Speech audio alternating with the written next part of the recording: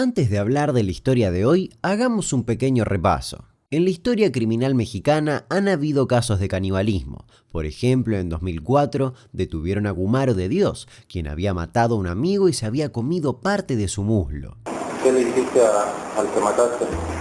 Pues lo maté y después de lo maté me lo comí. En ese mismo año, pero unos meses atrás, en Michoacán, Francisco Maldonado mató a su padre y comió su cerebro. Le saqué los sesos a ver a qué sabía eso, por qué tenía tan feo adentro. No, eso no sirve. Y también en 2004, Carlos Constantino Machuca mató a un amigo luego de una discusión, lo troceó y estaba listo para preparar unos tamales con su carne. Cuando lo detuvieron, la carne se estaba cocinando en 2 grandes ollas. Y si bien los 3 fueron casos macabros, faltarían 3 años para que todo México se horrorizara con la historia de quien pasaría a ser conocido como el caníbal de la Guerrero.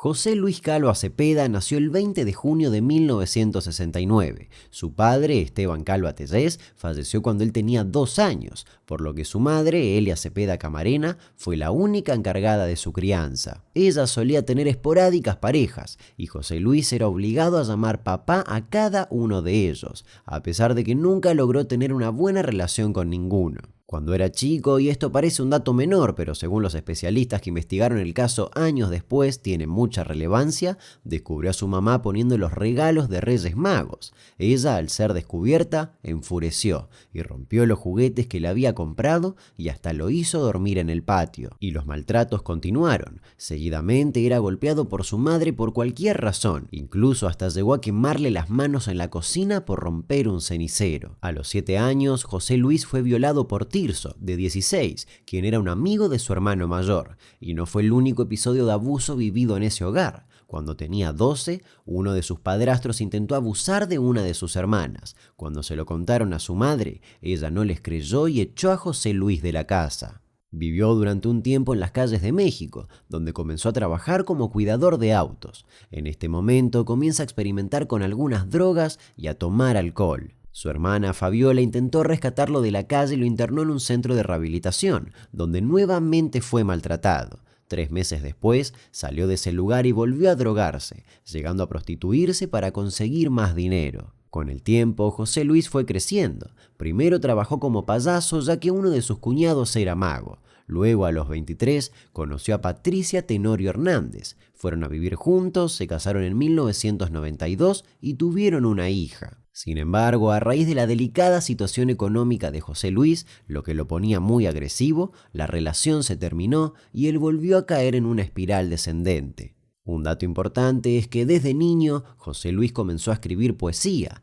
incluso esa será su principal herramienta de seducción. Con el correr de los años, él aseguraría haber escrito unas 800 poesías y novelas infantiles, 20 obras de teatro y más de 100 canciones. Alrededor de 1995, y con ayuda de su hermana, logra conseguir trabajo como taxista. Al año siguiente, conoció a su segunda pareja, Aide, con quien tendría una hija más. Si bien al principio ella lo catalogaba como amable, atento y culto, con los días comenzó a mostrar su lado más agresivo. Todo llegó al extremo cuando Patricia, su ex esposa, sacó todas sus pertenencias de la casa de José Luis. Como ella era el principal sostén económico, la casa quedó casi vacía. Cuando él llegó al hogar junto a Aide, perdió los estribos. Comenzó a romper lo poco que quedaba, a gritar e insultar. Cuando Aide intentó calmarlo, la golpeó. José Luis continuó bebiendo alcohol y consumiendo cocaína. Esporádicamente tenía explosiones de ira.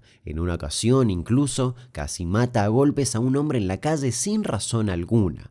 Llegó a decir que las noches de luna llena, su ira se acrecentaba. Y es que cabe destacar, tenía una fascinación por la brujería y la santería. Llenó su casa de velas negras y rojas, conseguía libros al respecto y hasta hacía limpiezas en el hogar con una madera que tenía una lengua de res clavada. Es en este momento en que tiene su primer encuentro con la justicia. En enero de 1996, José Luis abusó sexualmente de una niña de 11 años, hija de la mujer que limpiaba la casa de la madre de Aide. A raíz de eso, José Luis fue detenido unos días y la pena fue de simplemente 3 años de tratamiento en libertad. Luego de estos episodios, Aide huyó de la casa de José Luis. Él, por su parte, se sumergió aún más en la poesía y en la escritura. Incluso publicó un libro llamado Caminando Ando, donde plasma constantes descripciones de su persona, de hechos de violencia, de sadismo y de canibalismo. Muchas de sus poesías hacían alusión al suicidio, al asesinato y la muerte.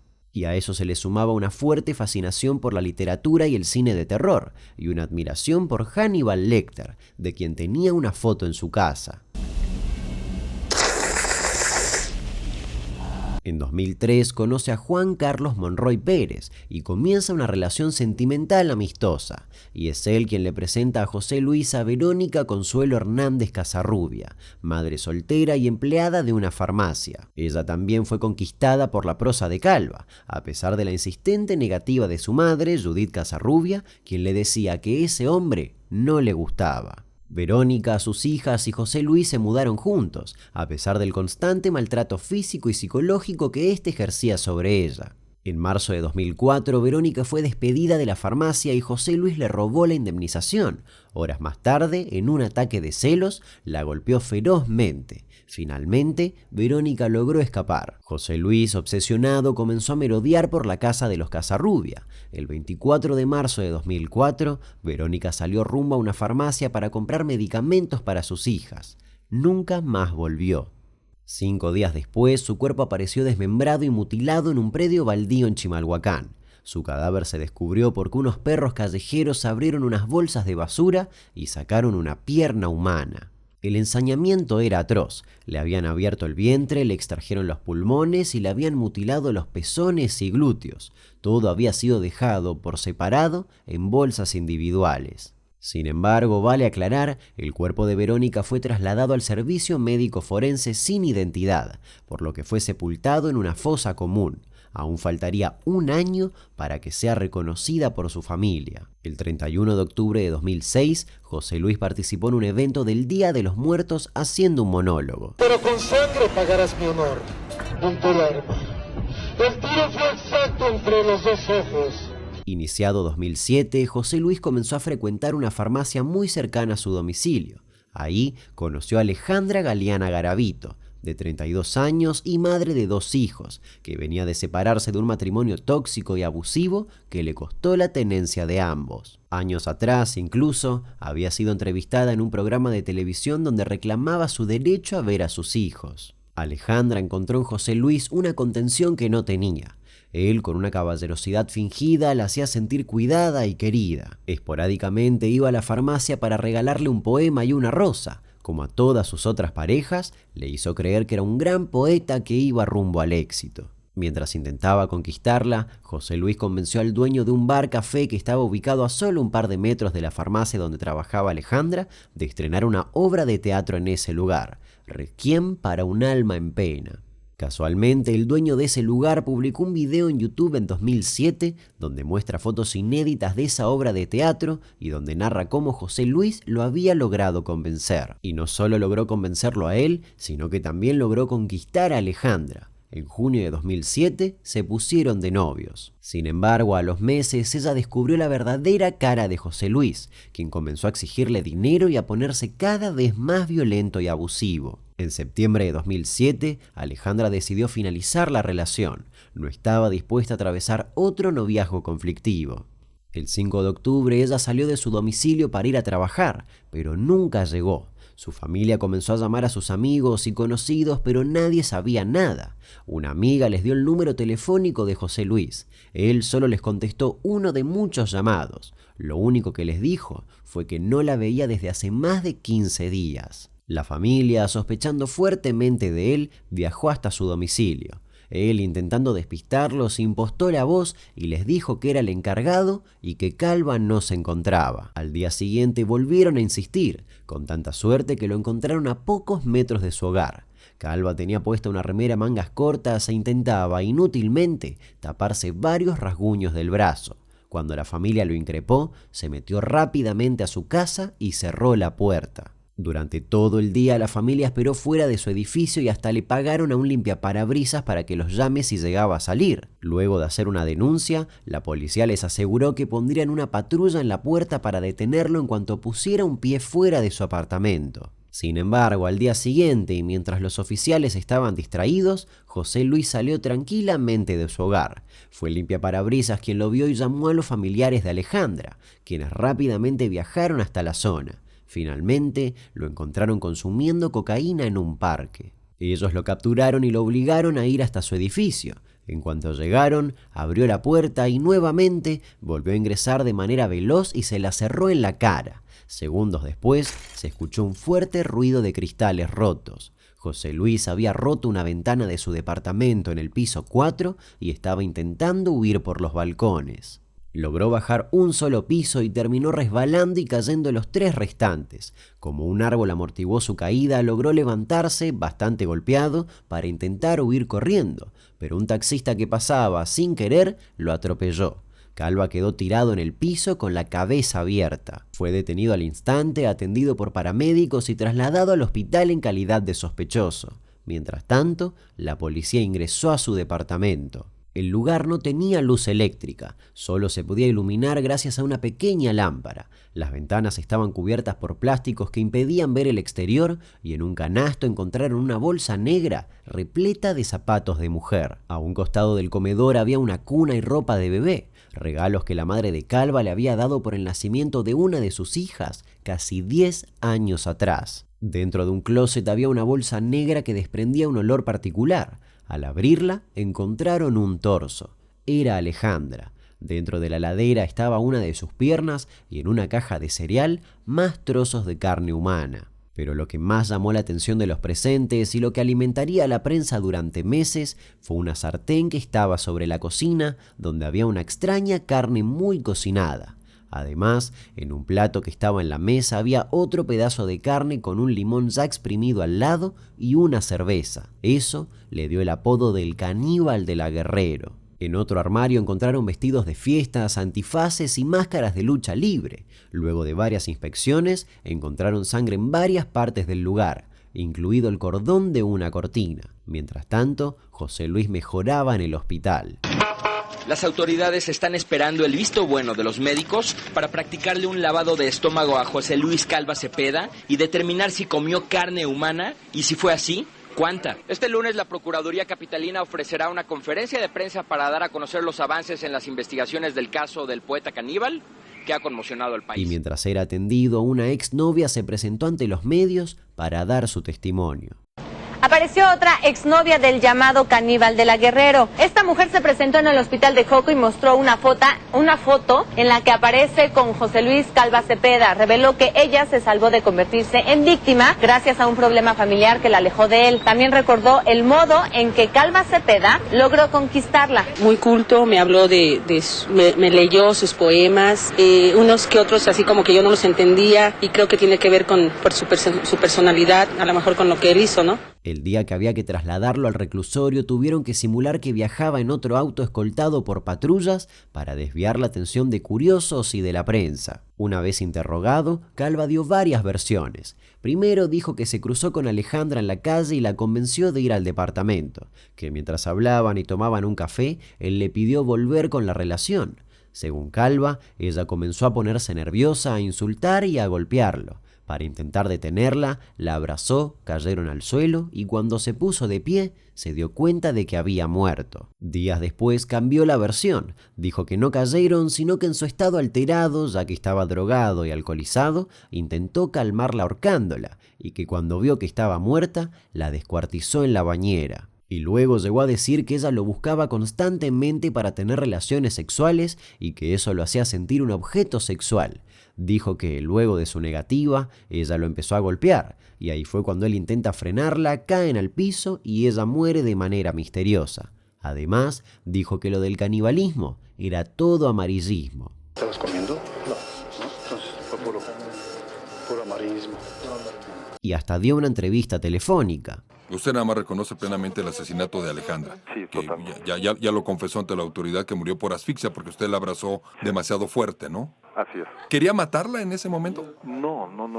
Después de 3 días de estar yo bajo los influjos del alcohol, de la droga, el temor que siento que sentí en ese momento, el saber que existe un cadáver dentro del apartamento, me lleva al instinto de decir, ¿cómo puedo deshacerme? Se me hizo difícil el decir, bueno, no puedo bajar el cuerpo. Ya había cometido el error, la equivocación, el delito, y pienso en la mutilación, en el desmembramiento de 2 extremidades. Finalmente, la necropsia indicó que la causa de muerte de Alejandra fue asfixia, lo que condice con la sangre hallada en el cordón de la cortina.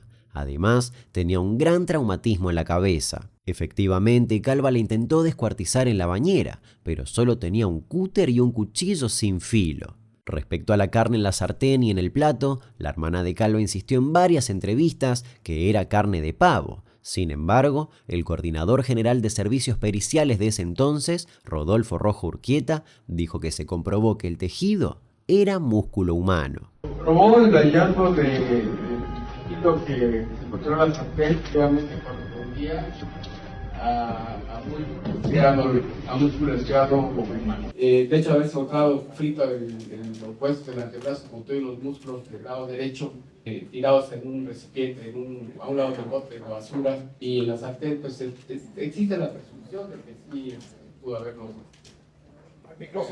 Pudo haber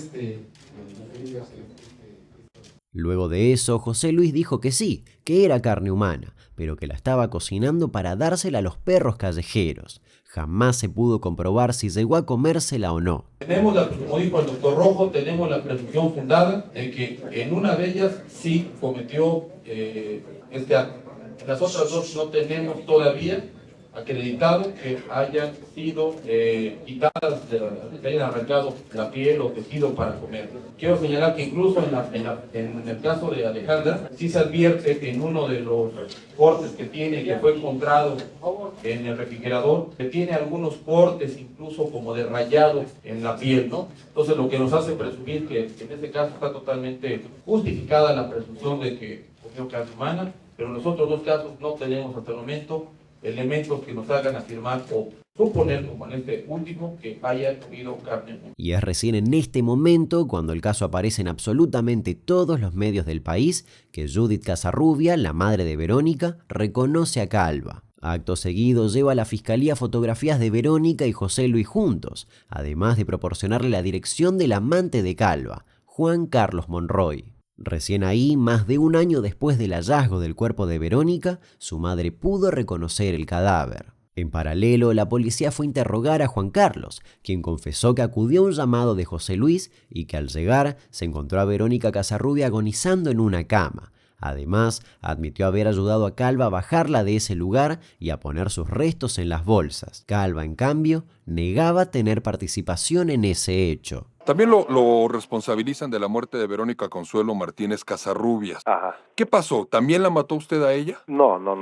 En esa situación yo he encontrado, yo totalmente me deslindo y bajo las pruebas que quieran hacer y todo. Yo he visto declaraciones de alguna persona que tiene arraigada, que ha declarado que fue, que le obligué, que fuimos. Y en esa situación yo no tengo absolutamente nada algo adicional que comentar. Mientras tanto, su abogado intentaba elaborar una defensa alegando que su acusado tenía esquizofrenia, con la intención de que su condena sea más breve, pero no lo logró. Ya se habían hecho exámenes psicológicos en José Luis que demostraron que estaba cuerdo.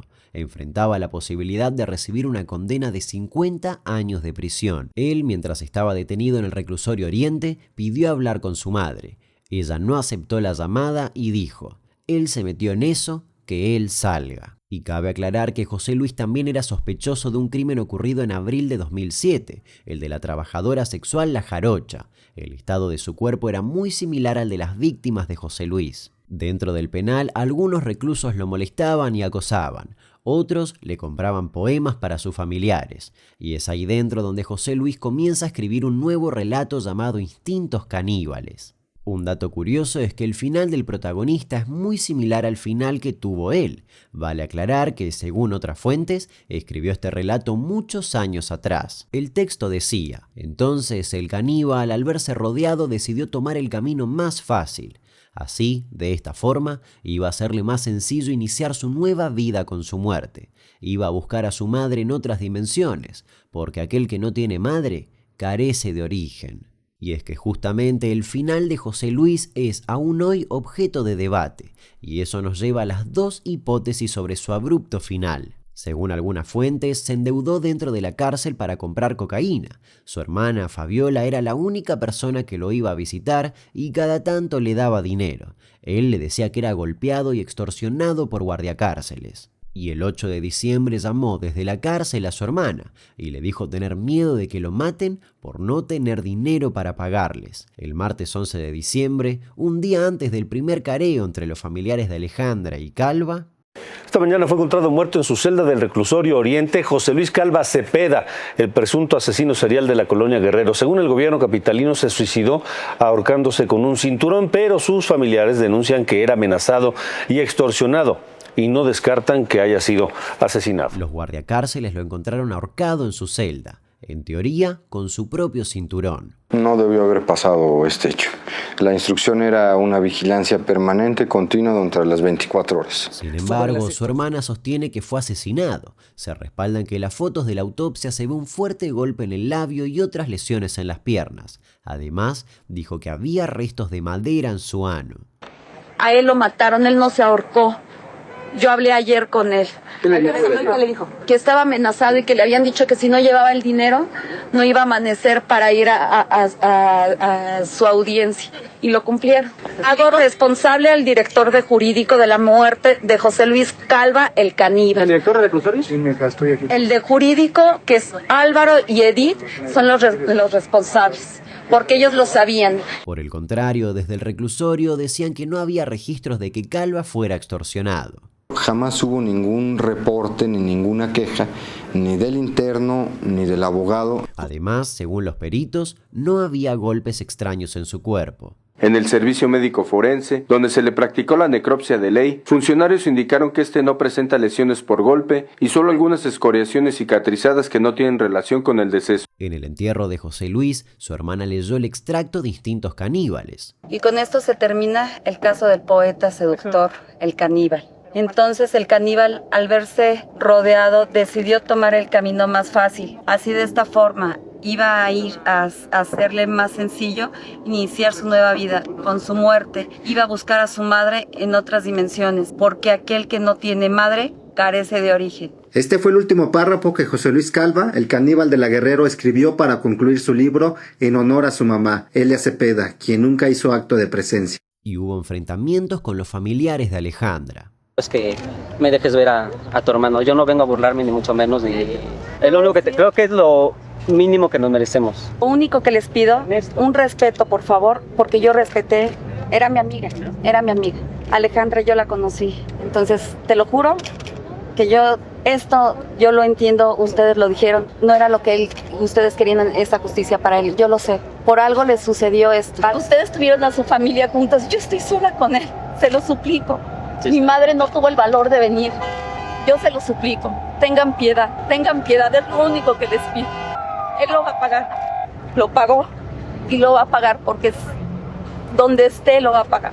Te lo juro, perdónenlo, no déjenme sepultarlo. Sí, no te preocupes, ya para que no hagas eso. No lo hagas.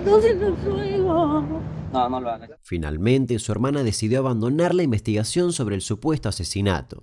Dato de color, al menos hasta el 2011, unas 12 cajas con pertenencias del caníbal de la Guerrero seguían guardadas, en caso de que un juez las solicite, ya que la causa continuaba abierta. La muerte de José Luis dejó dudas, posiblemente para siempre.